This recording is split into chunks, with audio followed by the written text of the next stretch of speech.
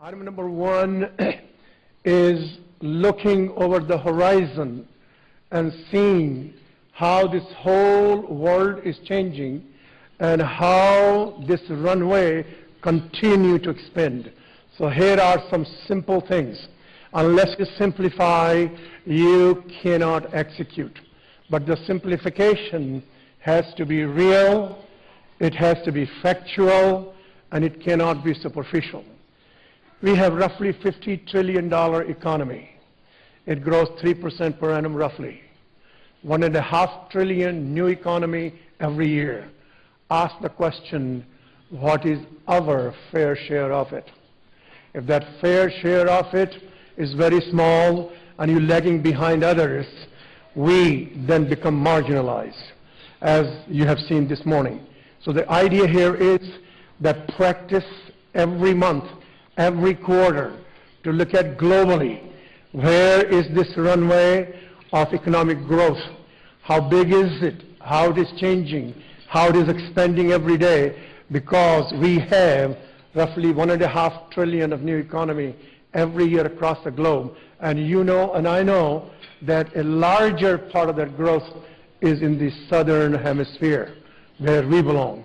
And doing that is spotting the opportunities where you're going to go. So the item number one, look over the horizon, look at the runway, how is it expanding, what is our share of it. So I learned this from a CEO, and he happens to be in this case New York. It could be anywhere else.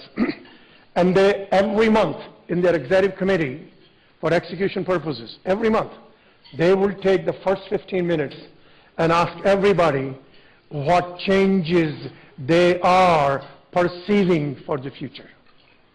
So this way you see this thing from different lenses. Perception is 10,000 IQ points. In the game for the future, we got to be able to see better than others, faster than others, to be able to crystallize what's happening. So I'm going to mention to you 4 forces today are unstoppable. Those 4 forces, there are many more, but those 4 forces that are unstoppable, these 4 forces creating the further runway. And they're all important, it's not one or the other. The first one that everybody knows, but to translate it, is this 1 to 2 billion more people coming into the lower strata of the global economy and from the subsistence level. As these 1 to 2 billion coming in, they are pushing forward for other tiers of the demographics. It is here you see more growth coming in. So here happens to be the CEO of Procter & Gamble. All of you heard of Procter & Gamble, the Tide people and so on.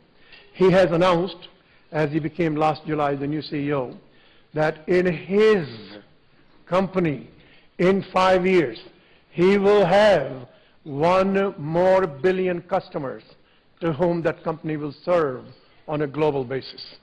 That's a vision. It is a commitment. It is publicly committed. It will be measured. It will be executed. It will create new ways of managing